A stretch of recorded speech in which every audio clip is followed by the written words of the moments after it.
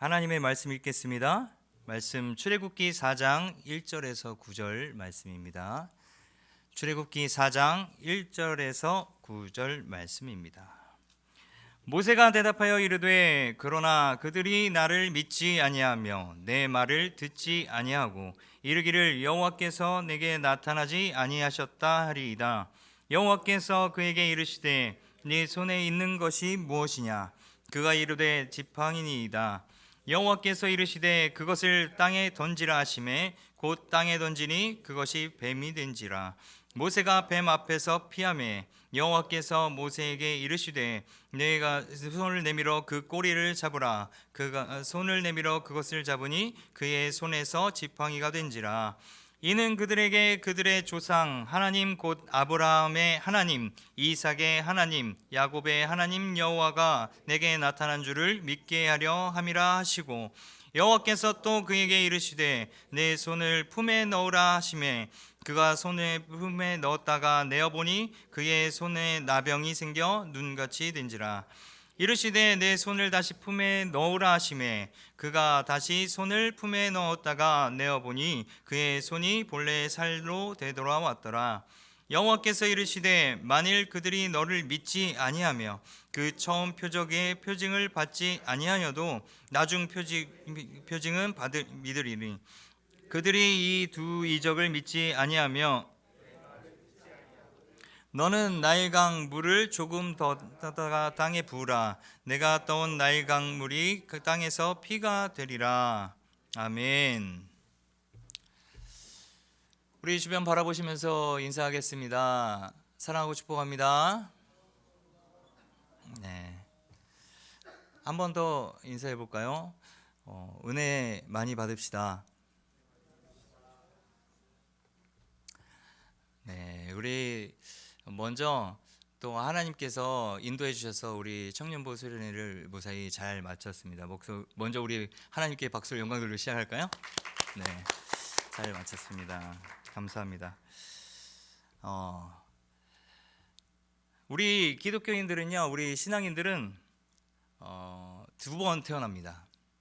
한 번은 이제 자연적으로 우리 부모님에게서 태어나고, 또 한 번은요, 이제 물로 세례를 받으며 하나님을 믿음으로 우리 구원받은 백성, 하나님의 백성으로 두 번째로 태어납니다. 그런데 한 번 더 태어날 것 같아요. 그것은 바로 하나님으로부터 소명을 받는 것입니다. 누구나 이제 자기 마음대로 태어날 수 없는 걸 여러분들 잘 알고 계실 겁니다. 영원한 고향, 우리는 하나님의 나라, 하늘나라로부터 이 세상에 보낸 바 되었습니다. 그냥 보내주신 분의 그 심부름으로 이 땅에 온 겁니다. 그런데 이제 대다수 사람들은 자신이 심부름을 왔는지, 어떤 심부름을 왔는지조차도 헷갈리고 그런 것들을 의식하지 못하는 것 같아요. 하나님께서 나를 통해 이루시는 그 뜻과 그 생각이 무엇인지 그것을 온전히 생각하지 못하고 깨닫지 못하고 있는 것입니다. 오늘 이 말씀 안에 이 모세, 이 모세에게도 우리와 똑같이 많은 두려움과 걱정을 살아가는 똑같은 한 사람이었습니다. 근데 그에게 하나님께서 찾아가서 말씀하십니다. 내가 너와 함께 있으리라. 그래서 이 모세에겐 두려움이 있었지만 이 의지할 이 하나님이 계셔서 이제 또 하나님의 그 부르심과 인도하심에 잘 따라 위대한 사람이 될 수 있었죠. 우리 3장 12절 말씀에 하나님이 가라사대 내가 정녕 너와 함께 있으리라. 내가 백성을 애굽에서 인도하여 낸 후에 너희가 이 산에서 하나님을 섬기리니 이것이 내가 너를 보낸 증거니라 라고 말씀하고 있습니다. 우리가 개인적으로 하나님께서 어떠한 특별한 부르심을 받았는지 또 받지 못했는지를 정확하게 확인할 수 있는 어떠한 물리적인 방법은 없습니다. 근데 그 부르심에 대한 유일한 확증, 하나님을 믿는 그 믿음을 통해서 우리에게 주어집니다. 오직 여러분은 그 마음속에 거하는 성령만이 그 부르심을 마음 가운데 확증시켜 주는 거예요.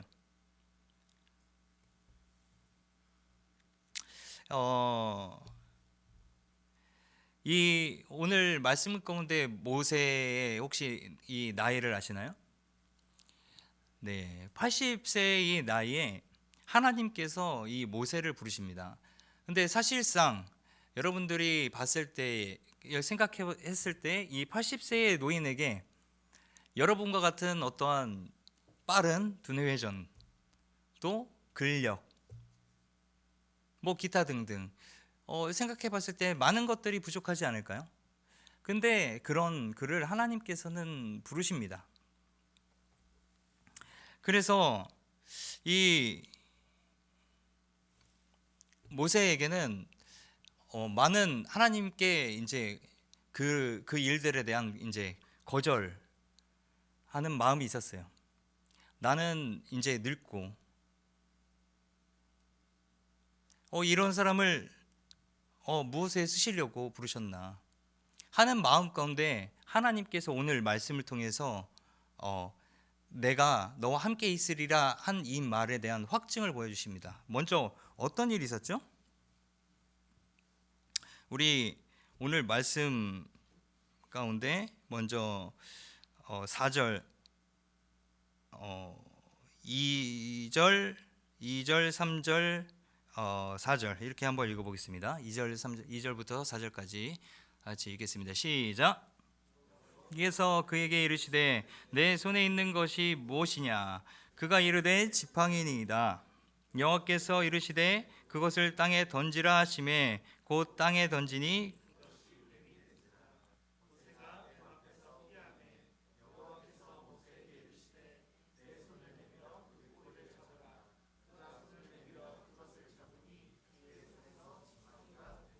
아멘.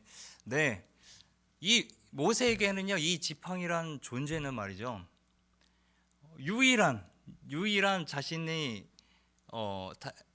가지고 있고 또 유일하게 의지하는 그러한 도구예요. 이 80세 나이에 다리도 힘이 약해지고 쇠하여져서 이 지팡이를 의지하고 다니면서 그런 의지가 되는 이 도구 나일의 오직 유일한 이 의지라고 생각했던 이 지팡이를 하나님께서는 포기시키십니다. 어떻게? 내가 던져라. 근데 내가 던졌더니 무엇으로 변합니까? 뱀으로 변하죠. 그런데 하나님께서는 다시 그것을 그 꼬리를 잡으라고 하셔서 잡으니 그것이 다시 지팡이가 됩니다. 이것은 무엇을 의미할까요? 단순히 하나님께서 그 지팡이를 가지고 시키신 그 이유가 뭘까요? 바로 이 유일하게 의지하던 모세의 그 의지를 그 지팡이로부터 하나님께로 돌리시기 위함이었습니다. 이 세상 가운데 모세가 의지할 것은 이 지팡이뿐이었어요.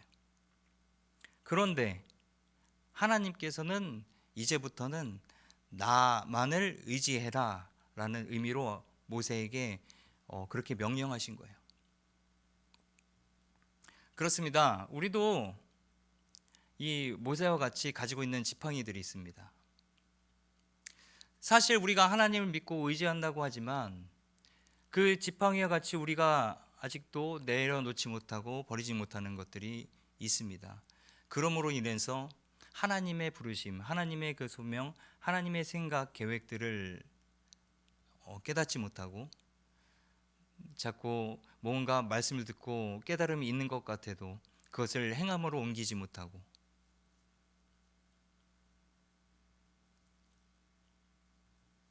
누군가에게 그 지팡이는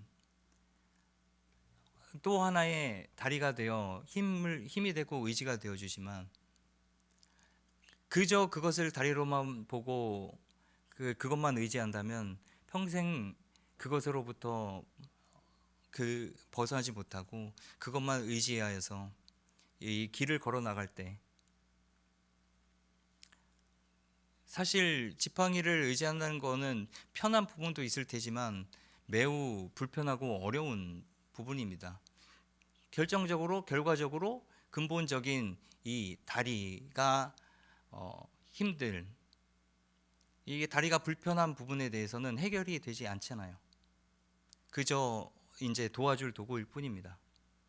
근데 그저 도와주는 그것만을 바라본 채 우리들은 그것으로 인해서 당장은 괜찮아지니까, 당장은 그것들로부터 어떤 걷는 일로부터 견뎌낼 수 있으니까,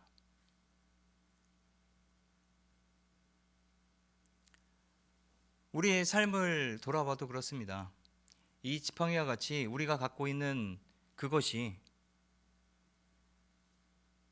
당장은 지금 일들, 걱정들, 고민들 무언가 조금씩 해결해 나가는 것 같고, 조금 상황이 나아지는 것 같고, 내가 이 세상 가운데 그래도 좀 자리 잡고 뭔가 안정적으로 변해간다고 생각이 드는 것 같을 때, 그럴 때 하나님께서는 부르시고 이렇게 말씀하세요. 지팡이를 던져라.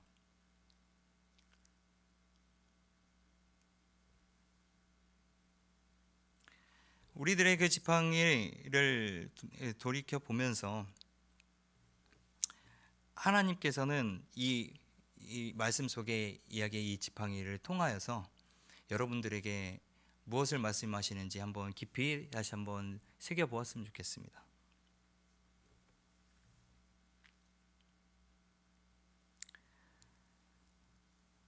우리들에게는 이제 그것으로 생각이 드는 것들이 있겠죠.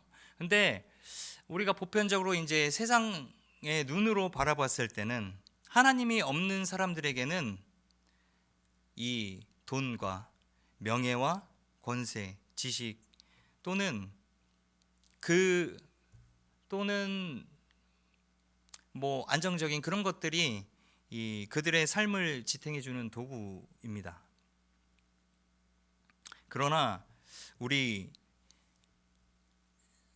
지금 함께 있는 우리 모두는 그 도구가 어떠한 이 세상 하나님이 없는 사람들과 같은 그런 것이 아니라 하나님이 유일한 우리의 도움이라고 고백했으면 좋겠습니다.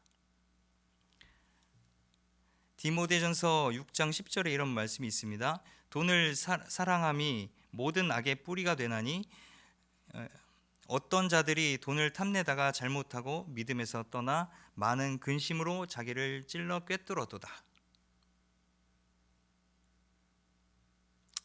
그렇다고 해서 이러한 것들을 무시하면서 세상과 격리된 채 어떠한 금욕 생활을 하면서 살아야 될까요? 그것은 아닙니다. 하나님께서 모세에게 이렇게 말씀하십니다. 그 뱀을 다시 집어라.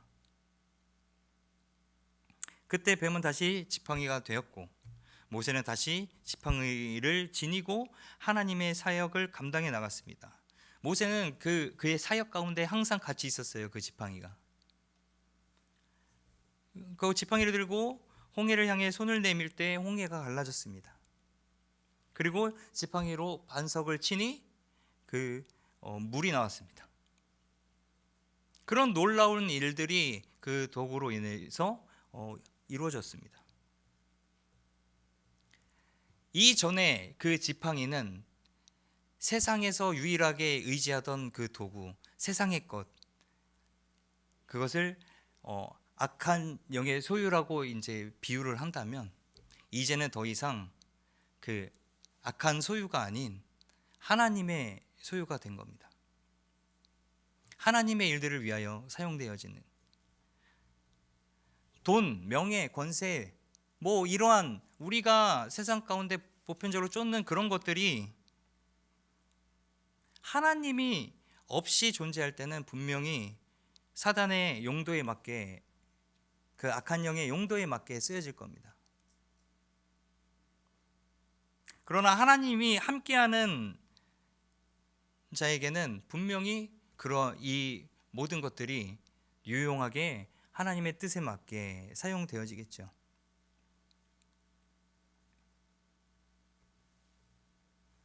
또 어떤 이들은 예수님을 믿으면 지금까지 살면서 소유했던 그 모든 것들을 버리는 것이 능사라고 생각하는 사람도 있습니다. 그러나 하나님의 생각은 달라요. 가지고 있는 모든 것을 주님을 위해서 그 능력 있게 쓰여지길 원하십니다.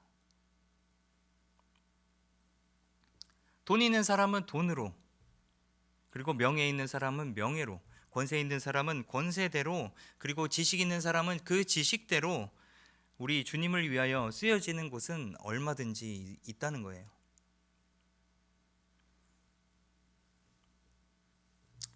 우리 각자가 가진 재능들, 우리에게 주어진 그 달란트들이 정말 효과적으로 사용될 것이란 말입니다. 바울을 한번 볼까요? 바울. 우리 바울 사도를 보게 되면 그는 정말 모든 것을 가진 사람이었어요. 뭐 돈이면 돈, 명예면 명예, 그리고 권세, 지식까지 남부러울 것이 없었고 모든 것을 소유한 부유한 사람이었습니다. 근데 그의 한번 부르심에 따른 그 사역을 감당하는 일들을 봤을 때는요, 그는 가난하게 사역을 감당했고요, 모든 것을 배설물로 여겼다는 그의 고백만 이제 생각하며 그가 가진 모든 것이 아무런 의미도 없을 거라고 짐작하게 됩니다. 그러나 그가 가지고 있었던 모든 것들이 우리 하나님을 위해 효과적으로 사용되어졌다는 그 사실들을 우리가 그 바울 사도의 이 스토리를 통해서 배울 수 있습니다.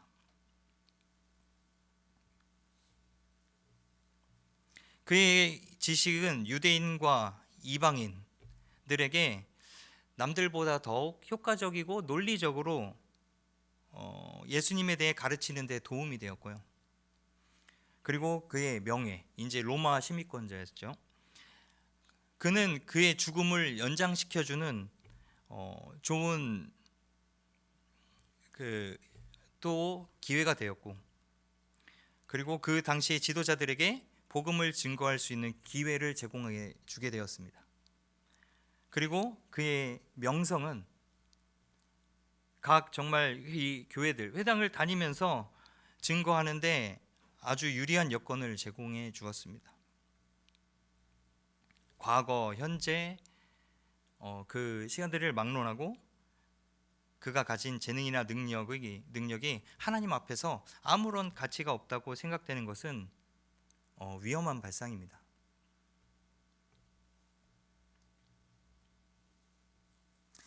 예수님께서는 이 재능을 사용하는 문제에 대해서 정말 강력하게 말씀하고 계세요. 달란트는 이 재능입니다. 우리 성경 가운데 보면 5달란트와 2달란트 가진 자에게 이 비유를 들어보셨을 겁니다. 각자 주어진 달란트로 열심히 일해서 이제 5달란트와 2달란트, 이제 자신들이 가진 것에 보다 더 남겨서 주인에게 칭찬을 받았지만, 이 1달란트 가진 자는 그냥 묻어둠으로써 오히려 주인은 심지 않은 데서 거두고 해치지 않은 데서 모은 줄을 알았다 하고 이 궤변을 늘어놓음으로 결국 쫓겨나는 신세가 되는 것을 우리가 볼 수 있습니다. 결국 하나님은 자신이 가지고 있는 그 재능과 그 능력을 사용치 않는 것을 용서하시지 않는다는 것을 이것을 통해 분명히 알 수 있게 됩니다. 그 이유는 그 재능도 능력도 모두 다 하나님께서 주신 것이기 때문입니다.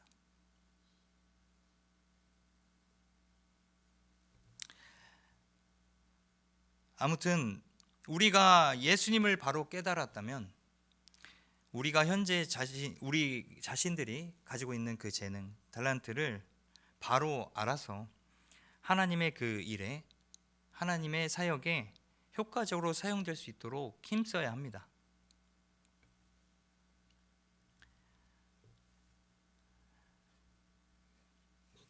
그래서 여러분이 갖고 또 의지하고 붙잡고 있던 그 지팡이를 그냥 내어버리지 말고 하나님을 위하여 사용되는 그런 놀라운 일들이 우리에게 이루어졌으면 좋겠습니다. 또한 이 모세에게 하나님께서는 말씀하시죠. 품에 이제 손을 넣어보라. 자, 이 뱀이 지팡이가 되는 광경을 직접 경험하면서도 이 모세에게는 하나님을 온전히 신뢰하지 못하는 그런 마음이 있었습니다. 그래서 이번엔 모세에게 품에다가 손을 넣어보라고 말씀하십니다. 이제 모세의 품속에 들어갔다 나왔을 때 그의 손은 하얗게 변해 있었어요.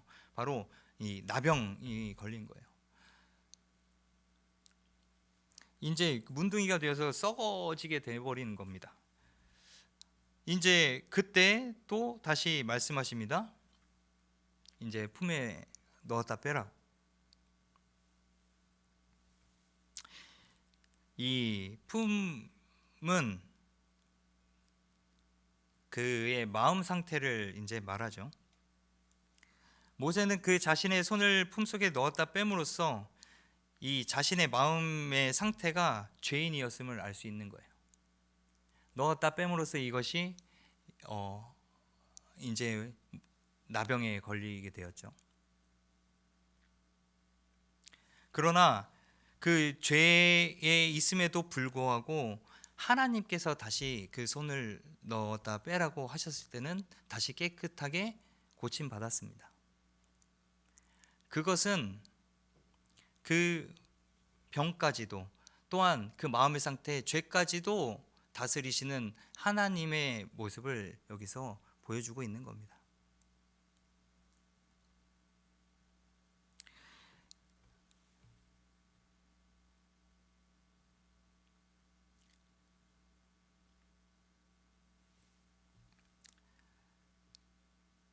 이 죄인이라는 상태는 결코 이 겉으로 드러나는 것만으로 가지고 판단은 될 수 있는 건 아닙니다. 이 마음속에 우리 하나님께서 양심을 주셔서 그것으로 인해서 죄를 이제 알 수 있게 해주셨는데, 그것보다 더욱 큰 죄는 바로 그리스도를 알지 못하는 사람들입니다. 그리스도를 알지 못하는 죄, 예수님을 믿지 않는 죄. 그렇기 때문에 그들은 제 아무리 그것을 부인한다 하더라도 죄인의 그 신분은 벗어날 수 없습니다. 이 모세도 죄와 상관없는 정말 순진한 그 양치기 신분이었는데, 그것이 그렇더라도 그는 여전히 죄인일 수밖에 없었던 이 것처럼 우리의 겉모습도 아무리 순진한 그 양처럼 변해서 정말 천사와 같은 삶을 산다 할지라도 그 신분에는 변화가 없습니다. 근데 그 신분 가운데 오늘 하나님은 모세에게 또 이렇게 말씀하셨잖아요. 다시 손을 넣어라. 그리고 그것을 다시 행했을 때 그 손은 깨끗해졌습니다. 그의 생명 없이 썩어진 그 죽은 손이 품속에서 다시 나왔을 때는 이 생명 있는 손으로 변화돼서 나온 겁니다. 이것은 생명이 없는 마음, 즉 이 죽음으로 향하게 하지만 생명 있는 마음은 살리는 일을 한다는 사실을 보여주는 이 모습이기도 합니다. 무엇보다 중요한 사실은 이 복음은 가슴으로 깨달아야 한다는 사실이에요.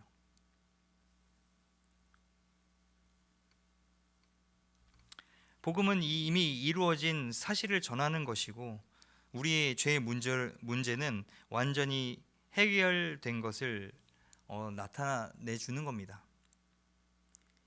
예수 그리스도의 복음을 듣고 믿기만 하면 된다는 이 사실을 알게 하고, 그리고 더불어서 성령님께서 우리의 위로자가 되어 주셔서 항상 곁에서 지켜주시고, 그리고 먼 훗날 하나님의 나라에서 세상에서는 더 없는 그 삶의 모양에 따라서 상급과 그거에 따른 면류관도 예비해 주셨다는 사실을 알려주는 겁니다.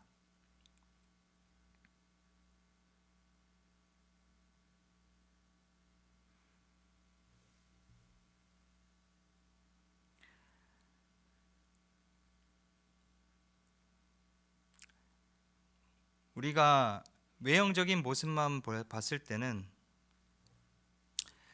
오히려 더 완전한 구원을 받을 것 같았지만, 우리에게 이 신앙생활, 교회생활, 이 종교라는 것은 어떤 의미인지 우리가 다시 한번 돌이켜봤으면 좋겠습니다.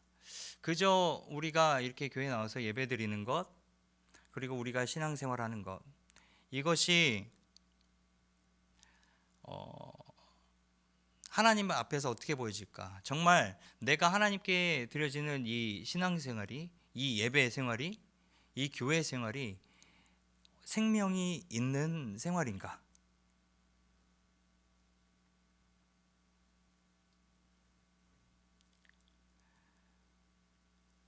이 모세처럼 하나님에 대한 분명한 신앙이 있었음에도 불구하고 하나님께서 부르셨을 때 그의 마음속에는 하나님의 그 부르심에 대한 뜻을 헤아리지 못하고 의심이 가득했습니다.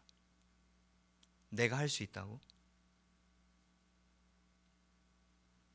그러나 하나님은 그의 외모로 사람을 판단하고 취하시지 않는 분이십니다.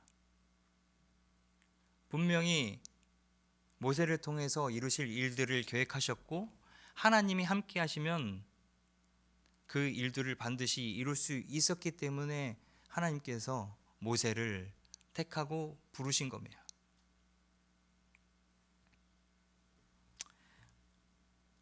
이 모습을 통하여 하나님께서 우리 가운데 어떤 말씀을 하고자 하시는지 다시 한번 되새겨 봤으면 좋겠습니다. 나는 어떤 모양, 어떤 모습으로 하나님께 부르심을 받았나? 우리는 서로 각가지의 모습으로, 또 각가지의 성격으로 이렇게 한 공동체가 되어 모이게 되었습니다. 근데 그 안에서는 사실 우리가 하나를 보고 이렇게 모였다고는 하지만 서로 그 다른 모습 때문에 때로는 상처를 받고, 때로는 이렇게 아픔을 겪고, 또 때로는 불편을 겪고, 또 때로는 이제 불만을 갖고, 불평을 갖고, 때로는 시기를 갖고, 미움을 갖고.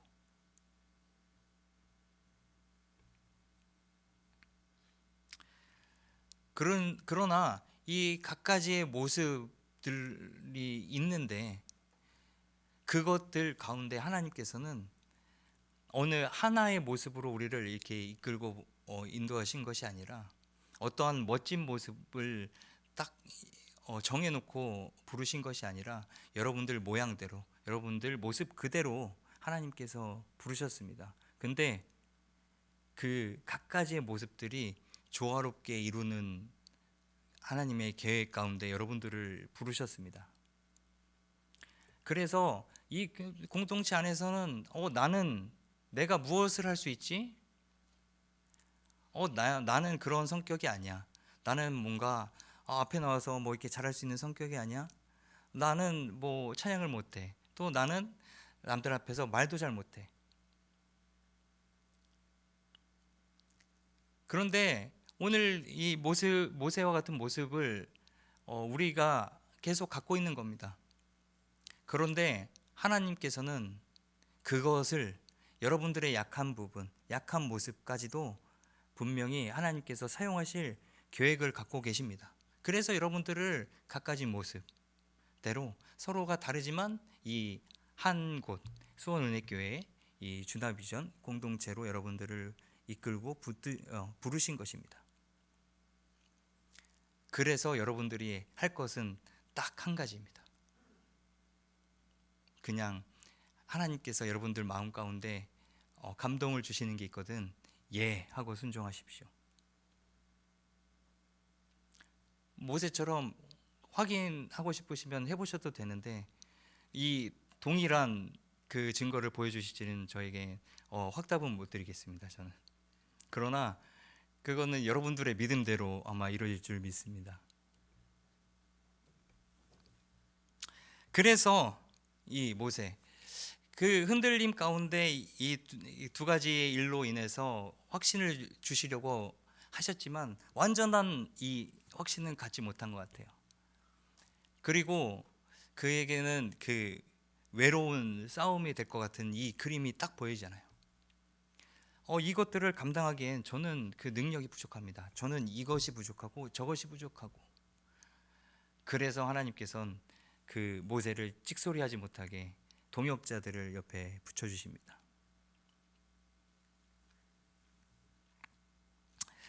이 모든 인물들 주변에는 항상 이 성경 안의 인물들도 그렇지만 우리의 뭐 역사들을 돌아볼 때나 할 때도 항상 어떠한 사람들 위인들이 그 어떤 업적이나 큰 일들을 이룰 때는 항상 그 옆에 이 충신같이 옆에서 함께 협력하는 그 동역자들이 이제 보입니다.